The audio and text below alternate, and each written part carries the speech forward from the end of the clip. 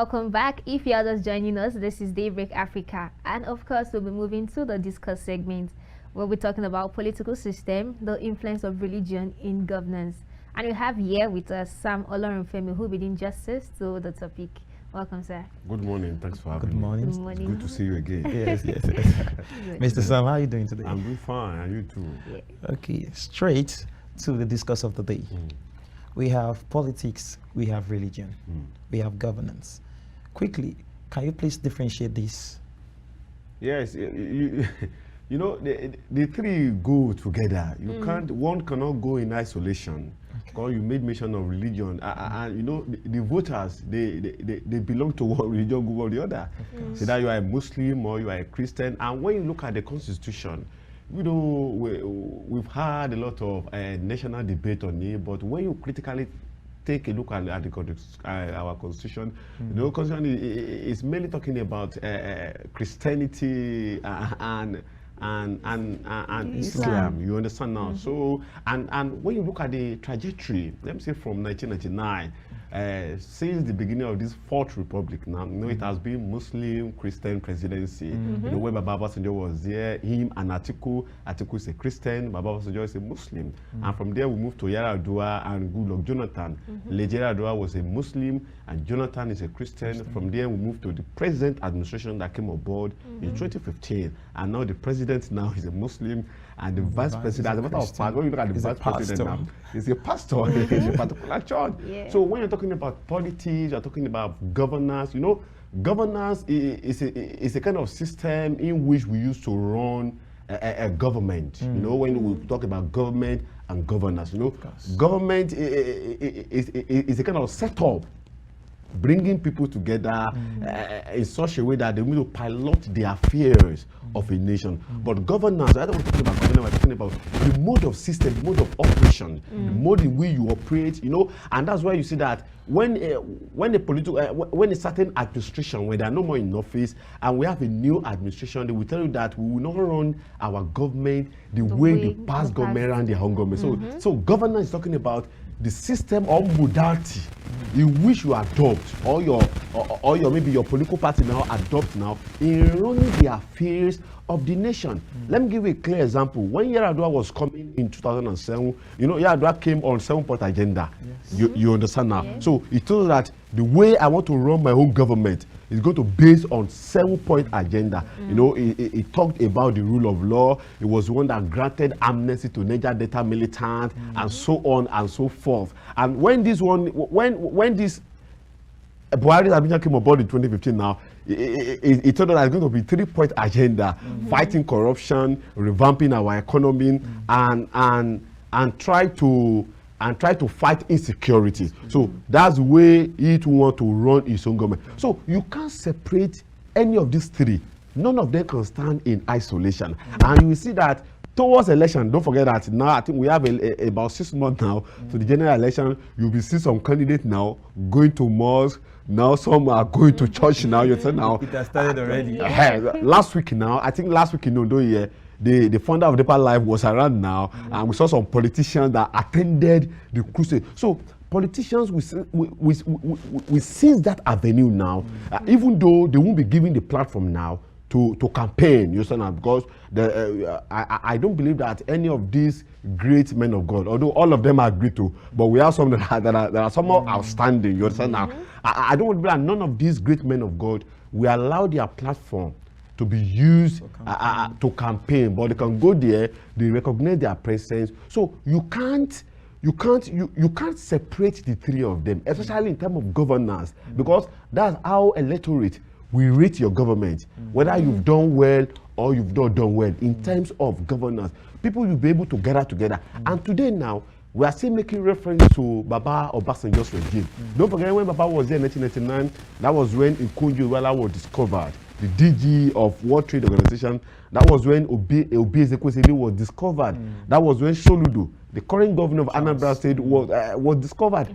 Prominent Nigerians, in fact, Nuhu Ribadu, the pioneer chairman of EFCC, you understand now? So that's what governance is talking about. We are still making reference to that. So the way you want people to perceive your government the kind of perception we want to leave in mind of electorate will determine the way you are running your government in times of governance. So you can't separate.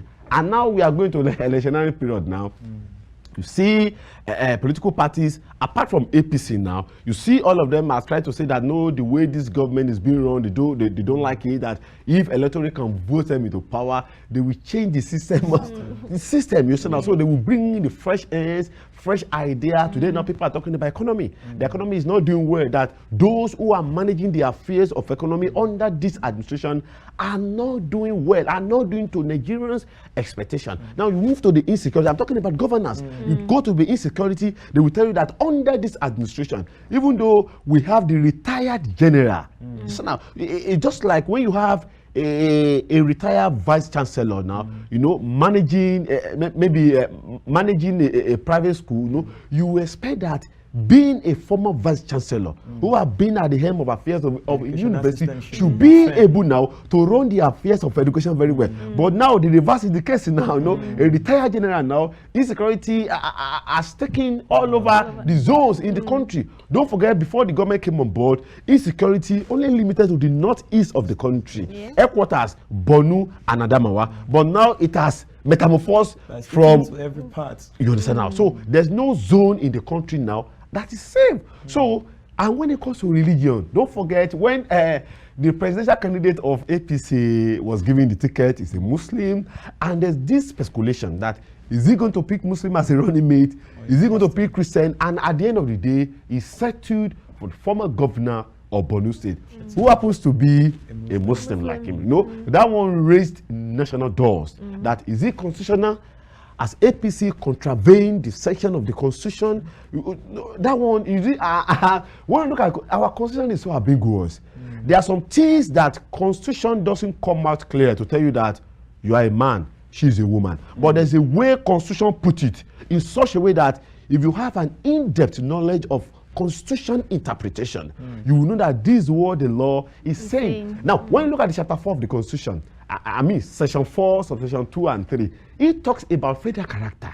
And that's why this EU of whether the same faith should run the affairs of the country. You know, that place, section 4, subsection 2 and 3, talks about federal character. What a federal character is talking about, that there must be a sense of belonging. In this country, you see, we have two key national values. Two key national values. The one you made mention, religion. And this issue of politics and maybe ethnicity. You understand now? In terms of religion, we must ensure that we balance the equation. We must not allow a particular religion to feel so inferior or being intimidated. That if we have this set of people in power, there's tendency that we will be disenfranchised, that we will be neglected. Now, let's look at it from this angle. Speaking about representing the religions, making an equilibrium and everything to be at very fine balance. There are people that are religious in the traditional way.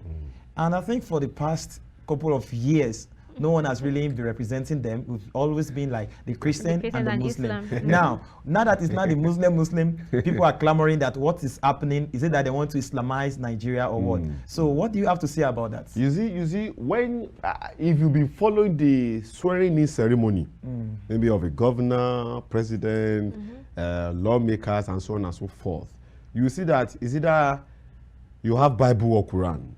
So I've never seen the president. I may be wrong. I don't tend to know her, but I've never seen, since I've been following politics in this country, I've never seen president be sworn by anything outside Bible or Quran. So it shows that these are the two major religions that we are familiar with in this country, and that's why today it will be impossible for anybody to come outside these two well-known religions. That's why you want to become president or you want to become that. But you see, this issue of religions of a thing, I think it is high time we try to play balance on it, so that we won't allow it to dominate the political space of this country. I'm not saying that religion should be jettisoned. No, in fact, you can't shine away from me, because recently we heard about a particular church that set up a political unit in their own church, telling their people now to get involved in politics. You see, we Nigerians, it's either you are a Muslim, like I said earlier, or you are a Christian. And it is our fundamental right as a citizen to go out on the election day to exercise our franchise as a citizen of Federal Republic of Nigeria. But we shouldn't base it on religion. But where I would like to come in is that when we are electing our leaders, we should be able to balance the equation. See, check the Constitution. The Constitution is very clear. Nigeria is a secular state. Nigeria doesn't belong to Muslim community. Neither would you say Nigeria belongs to Christian community. Nigeria is a secular state. And that's why the law permits you as a citizen to practice any religion of your choice. And that's why, you know, that's why someone can just wake up as a Christian today to say, well, I want to become a Muslim. And someone can wake up tomorrow morning as a Muslim, and by the time we go to bed tomorrow, he say, I'm now a Christian. That's what the law says. We have the right under the law to belong to any religion of your choice. But now that we are bringing it into politics, we need to exercise caution there, so that it won't turn to a point that it will not become a religious space instead of political space. And if care is not taken, this one can take away from us in picking a quality leader. Because if we did not balance the equation now, you will get to a point that people don't want to know your antecedent. People want to know your capability. People want to know whether you are qualified or not. They will now be running for, it is turn of the Christian to become the president. Now it is turn of the Muslim to become the president. You know, when we are approaching this 2023 general election, EU came up, EU of zoning, that should we zone to south or we zone to north? And which one to come first? Is this zoning or competence? You know, that particular EU raised doors when people like, well, no, well, competency should be the number one. So we should not look maybe zoning first, that oh, it should come from the southern region or it should come from the northern region. And another question is, there's no zone. Even the micro zone, no, Southeast is the most micro zone. They have only 5 states. There's no zone that cannot give you a competent person. That is the true fact of it now. There's no zone you will go to today. Go to the southeast, they will give you a competent person. They want to say Nnamdi Azikiwe, not competent. Go to the southwest, they will give you a competent person. Go to the south, go to the northeast, north central. There's no zone that you look at today that will not give you a competent person. And when this issue of Muslim tickets came aboard, we saw what Khan did. Khan came up to release a press statement that they will not align with this issue of Muslim ticket. See, Nigeria today is so sensitive. You see now, Nigeria, the situation we find ourselves, this Kwagboya situation, is so sensitive that a particular political party will go one-sided. We believe that no, this is best choice for us. But another thing in politics is that politicians, they look at the permutation that will win the election for them first. That's one thing about politicians. You see, if we are to run, if she's the one that will give me massive vote, and I will know that I will win the election, I will go for her. I will not go for you. That's one thing about politics. Firstly, they go for what will give them the winning strategies. So when you look at the APC discovered that now they can't pick running mate from the southern part of the country. They are flag bearer from the southern part of the country. So they can't come from the southern part. Constitutionally and morally, they are bound to go to north. Now the question is, do they have the Christian balance that will be able to fight Atiku PDP from the north. Structure from the north? So the best option for them, I'm not a member of APC or PDP. The best option for them now is to go to jettison the issue of religious balancing. You know, if you are to balance it, it's supposed to be Christian from the north. Now that will complement Bola Ahmed Tinubu from the south here, like the way we have it in Atiku's camp now. Atiku is a Muslim. Okowa is a Christian. Now, Tinubu now discovered that no, the first thing on our table is how we are going to win the election. And they now say that, oh, it's going to be a Muslim ticket. Christian raised doors. Christian, they read that no, it can't be. And to some extent, I quite agree with them that Nigeria is somehow sensitive. Now, when we're discussing this on a particular platform, they try to remind us of what happened in 1993. Don't forget Abiola and Babagana Kingibe ticket, Muslim ticket. Yes. People came out, they voted, and at the end of the day, we were made to know that Abiola won that election. But one reason or the other, Babangida annulled that election. But Nigerians should not forget that this constitution we are using 1998 constitution. Not 1993 constitution. Constructed. That allowed the Muslim, in fact, during that time, nothing like dust. In fact, people shied away from religious settlement. They focused on who will deliver good governance for Nigerians. And that was why even Abiola himself defeated Tofa in Kano. But today now, we don't have the same, we are talking about 1998 constitution that was written by by a set of people. And that's what we are using now. So this current constitution has made provisions for religious balancing, ethnicity balancing, and so on and so forth.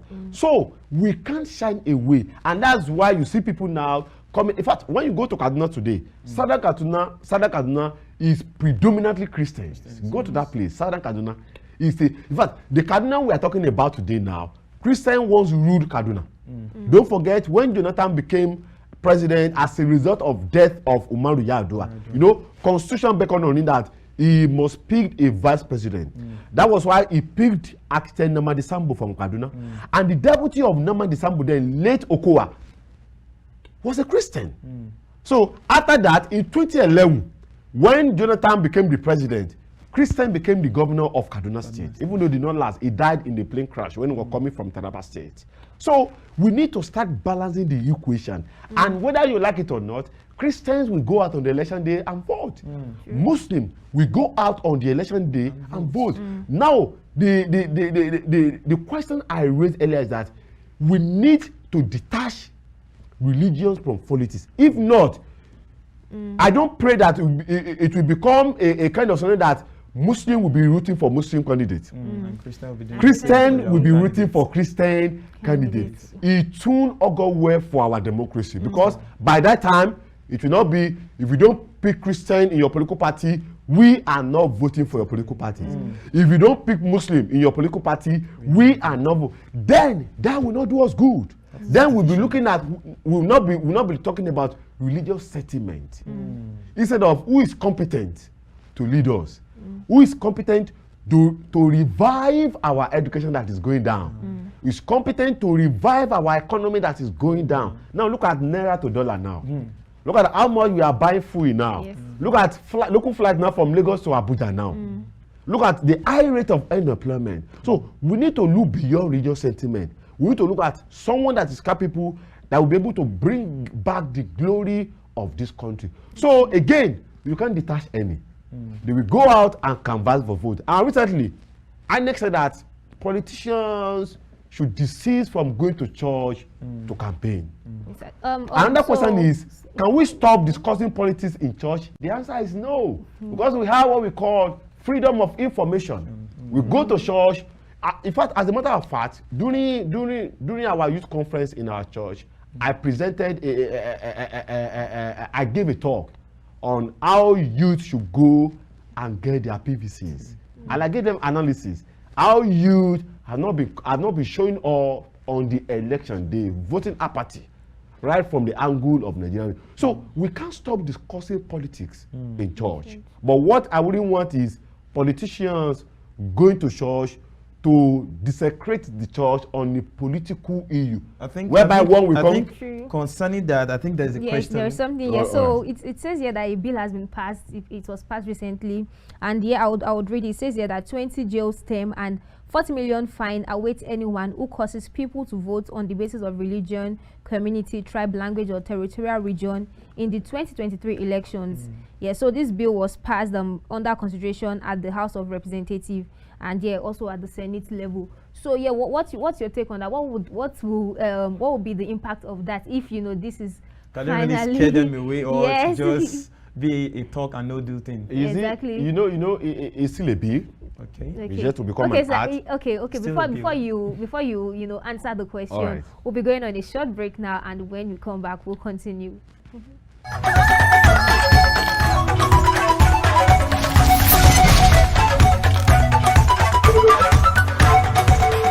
Welcome back, and of course I know you've been enjoying the discussion segment so far, so let's go back to our question. Yes, like what you know, it's still a bill at the floor of the National Assembly, and we know the process. After that, second reading, third reading, public hearing, you pass it to Mr. President for his assent, and whether Mr. President, due to his prerogative, he can decline, he cannot decline. If he should decline, what happened? The National Assembly, they have the power to override the veto of Mr. President. But going by that bill, if I'm correct, they are trying to say that people should not vote based on religious pattern and so on and so forth. To me, with profound respect to people that came up with this bill, if I want to vote on the election day, how will you know if I'm going to vote based on religious pattern or not? The person I just feel I can do. How will you know? You know, if our election is a kind of interview that the INEC officials will sit in a room and they want to cast your ballot, you move in and they will ask a question that, are you voting based on religion or not? You know, I don't know what they are trying to achieve with this kind of bill that they try to prevent people from voting based on religious sentiment. I think maybe what they are trying to curb is issue of maybe Christian community or Muslim community coming out to say that they are not in support of a particular candidate being a Muslim. Maybe that's what bill is tailoring towards, that it won't give room for any organization under religious to come out to say that, okay, your political party, you pick the Muslim, so by the virtue of this, we are not going to vote for your country. Maybe that's what that bill is trying to address. Or maybe it's more like, people going into churches, presidential candidates or governorship candidates going into churches or mosques, to like campaign and all of those things. You can't prevent them from going to church. They have what we call freedom of association. Chapter 4 of the Constitution that talks about fundamental rights of citizens is clear. You can't tell me that I shouldn't go to mosque. It's my right. You can't tell Muslims that they should not come to church. It is their fundamental right. So you can't tell politicians not to go to church, but you can restrain them from using the altar as a campaign strategy. Is known. Before, I won't make sure my talk, but in my church, during our convention, when you have a politician in our convention, you will call him out, you gave him one mic to address congregation. But we are not doing that again in our convention. You just acknowledge their presence. You will give them the platform to come and start talking. The moment they start talking, there's no out. That political blood is running in their vein. They will stylishly ship in, try to campaign on the altar. But you can't prevent them not to come to church. Majority of them are Christians. Some are Muslim. I don't say that they should not go to church again. If I'm running for the office of president, are you saying that now that I should not go to my church again? I will. But the thing that we need to do is that we need to restrain them from using the altar now. If they want to campaign, let them go on the campaign ground and talk. We have social media. Let them go on social media. Let them campaign. But they shouldn't come to church now and run their campaign. We will see Muslims that will vote for a Christian candidate. Of course. We will see Christians that will vote for Muslim candidate. Because, for example, if I'm a Muslim and you're a Christian, and both of us want to become the governor of Ondo State, if your agenda is well cleared, well explicit to electorate than my own, if people believe in your manifesto, Being a Christian, we can have Muslim from my church that will vote for you, because we are looking at what will make life better for the citizens, what will make life better for Nigerians, what will make Nigeria to be a destination for foreign investors, what will make people to start traveling by roads again. Recently, I put on my social media that now in Nigeria, to travel by air now is less expensive than to travel by road. Someone was like, what am I saying? That I was like, you travel by road now, keep 50 million at the back of your car. You understand now? So people are now looking for who will come and put abated this issue of insecurity. In fact, I used to say it when I was observing my service in 2011 as a youth corps member. I served in Katsina. In fact, then I used to go by road. 1 a.m., 2 a.m., we are still on the road. No fear that bandits can come and attack us. But today now, the reverse is the case. We were in this country when Kaduna International Airport was attacked by bandits. We were in this country when Kaduna Abuja Rail Project was attacked. And up to now, the rail system is here to back online. So we don't believe that because I'm a Christian, that I will give you what it takes. Or because you are a Muslim, that you give the Muslim. No, that's not the way it is. In fact, when you go to Aso Rock today, we have Central Mosque and we have National Church in Aso Rock. So if you are a Christian president, you have church to pray. If you are a Christian, you are a president Muslim, you have a mosque to pray. So to me now, we need to look beyond this issue of religion of a thing, but in the area of balancing the equation. I'm not saying that when you want to vote, that you should vote based on religion, but balancing the equation, the president, the vice president, or the president as a Christian, vice as a Muslim. In my own view, I think that is the way the thing's supposed to be. Now, so that you can give a sense of belonging to other brothers in other religions. Now, let's look at religion this way. As we do understand that religion is a two-edged sword. It can be used for the good, can be used for the bad.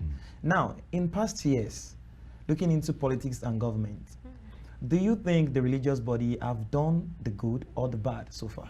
You see, before, you know, the religion organization, they have a very strong voice in who becomes maybe the president of the governor of a state. And that's why before you see that whoever want to become a governor or president, you see them associating themselves with a religious body.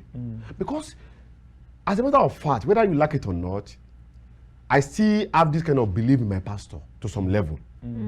I still have this kind of belief in my parent to some level, which means my pastor, my parent, they still have some influence on me, especially on who to vote for on the election day.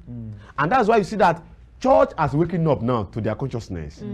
Church are not telling their people to go and get their PVC. You know, the first time some people hear about this, people are like, oh, are we talking about politics in church? I say, yes. It is high time we start talking about politics in church. Because whether you like it or not, if I should become the president of the country, my government will have a say over the church. Of course. Whether you like it or not. So it is time we are waking the consciousness of our people. So, like your question, you know, that's why you see pastors preaching on the altars. This person you're supposed to vote for, we like this government. That particular preaching will go to some extent as far as followers are concerned. They will still want to believe in who their pastors will tell them to vote for. So you can't even separate this kind in our politics. So they're supposed to have a very strong voice, not even our religious, even our traditional rulers. They're supposed to have a say. And that you see that if you are running for a particular office now, if you come to my town, it's beckon on you to go and pay homage to the traditional rulers. You know, that is the tradition. In fact, when Baba Kumiyi came to Ondo, he first of all paid homage to the governor of the state. So that is the way, because they know that all traditional rulers, they have a kind of influence on their subjects. They can tell their people that for the past 3 years, we will not see the handiwork of government in our community. So in the next election, don't vote for this government. Vote up. And that's why when you see politicians, when you see them in any community, they try to make promise. That please, if you vote for us, we bring a center to your school, to your community. If you vote for us, we build good roads to your community. If you vote for us, we will revamp or we renovate the dilapidated educational structure in your community. So religious bodies supposed to have a strong voice as far as politics is concerned. Traditional rulers, they're supposed to have strong voice as far as politics is concerned. But what we've seen in the past is that we've seen a kind of some traditional rulers or that institution going deeply into politics, trying not to have the voice again, and try to be dancing to the tunes of the power that be. The money bags. The money bags. That's why you see that. And I won't blame them. You see, the moment governors started giving staff of office to the traditional rulers, it shows that today now, a governor can wake up today now to say that I don't like the face of that traditional ruler in that particular community. Recently, we had what happened in Irele, local government in Ondo State, when the Governor Kennedy issued a statement that a particular man is parading himself as the Oba of a particular community, that police should go and arrest him. So let's assume that the traditional institution is not into politics. They can stand on their own and tell their people that this is what they want.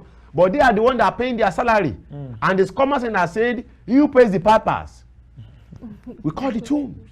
So that's why it does look like the voice or the voices of our traditional rulers is not counting again. And we now believe and we are now relying on the religious institution that is supposed to be the one to carry this sensitization.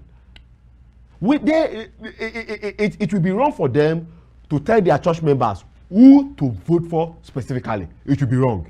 But the only thing they can do is that to tell their members to get their PVCs and go out on the election day and vote for the candidate of their choice. If I have a church and you are a member of my church, she's not a member of my church, and you are running, I can't be telling my members that it's a must to vote for you, being the member of my church. The only thing I will tell them is that our own is running against a particular candidate. Go out on the election day, vote for the candidate of your church. Who tell me that when you get there you will do better than her? You understand now? So it shows that the voice that's supposed to be speaking ahead of politics, they are not speaking again. They have been bought. Exactly. Now, the political voices now, there's the one in the forefront. Now the question is, are they coming out to deceive us again? It'd be like saying they want to tell us another story. You understand now? You understand now? So it is high time for us now to sit very well and look beyond religious sentiment, and look beyond ethnicity sentiment, and look beyond zoning sentiment. Now we have the candidate now. We can't vote outside the presidential candidate. You can't bring another person who is not recognized by INEC to become the president. Whether we like it or not, among these people that are running, one of them will become the president of this country, whether we like it or not. But who the person will be, I don't know.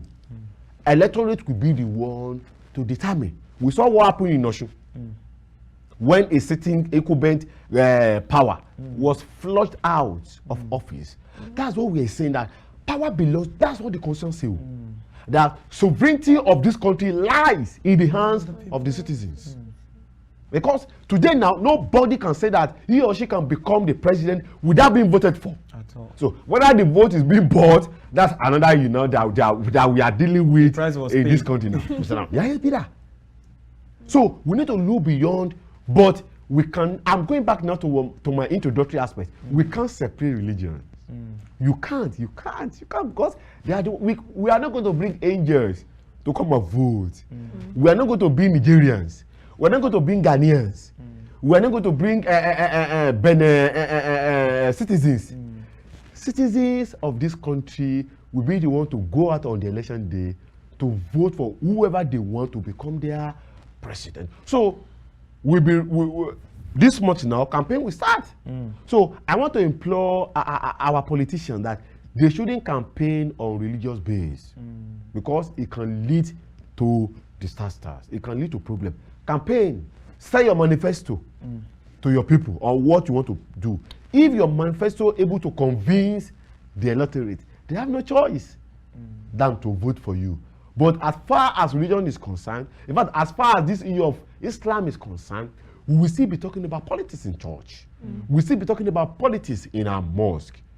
That this is the best way for us. We need not to be told. Nigerians need not to be told what is happening in the country. So they know the kind of direction they want their votes to go in 2023. Thank you.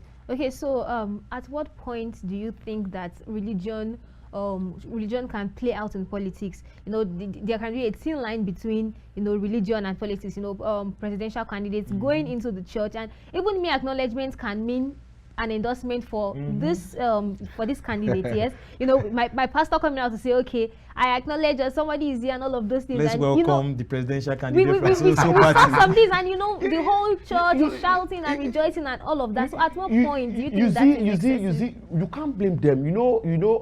Let me just go a little bit biblical now. You know, the Bible says you give honor to who honor is due. You understand now? You can't have one of the presidential candidates in your church and to say that, oh, I don't want to play politics, and you not recognize the presence.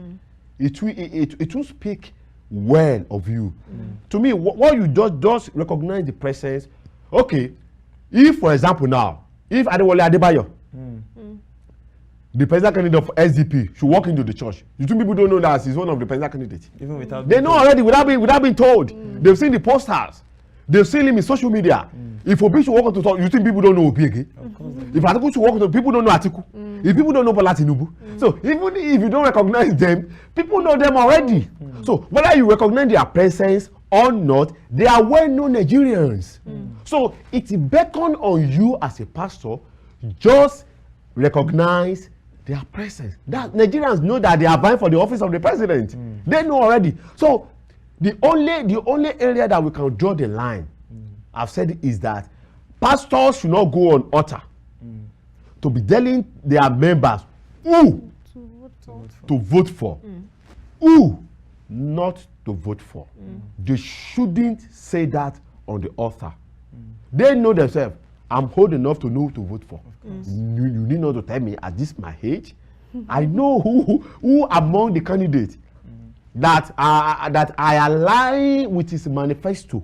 So you need not to tell me again. But we still have some people that they still believe in their pastors to a point that if pastor should tell her that they're going to be vigil, don't tell your husband, she will not tell her husband.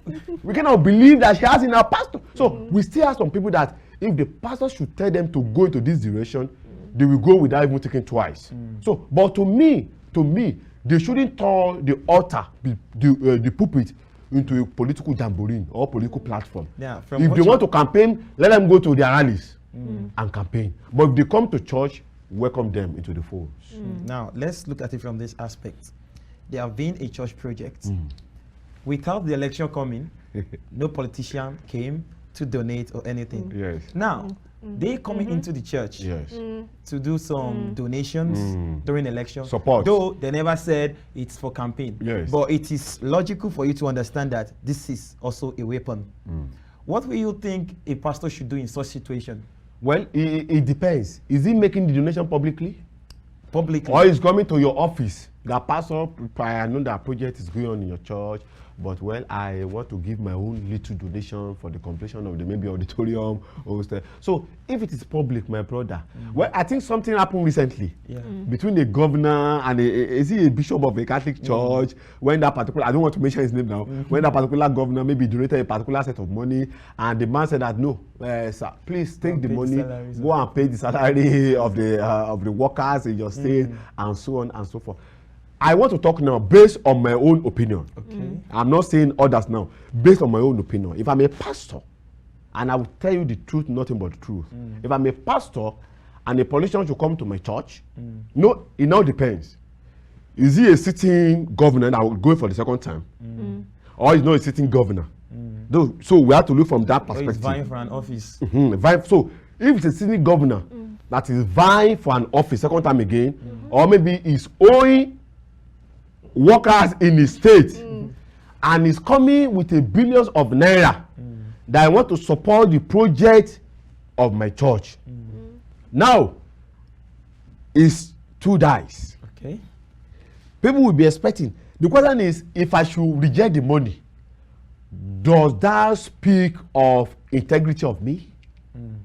You know, if I didn't reject the money, does that mean I'm placing more priority on money than my religious integrity? To me, I'm saying it openly now. To me, I will accept the money. You are coming to bring the money for the gospel fund. I will accept the money. So it depends. That's why I said I'm not a pastor. But if I happen to be a pastor, there's nothing wrong. It's for donation. Because you can't compare. It's not possible.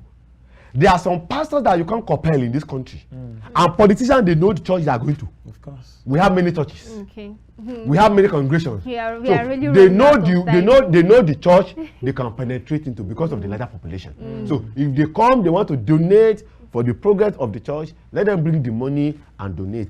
See, if you accept the money or not, we still have people in that church that will vote for that particular candidate. Thank you very much, sir. Thank you so much for your time. I wish we can go on and on, but it has been a very wonderful lecture and a nice discourse with you. I really enjoyed myself. Yeah, I had so much insight on the discussion for today.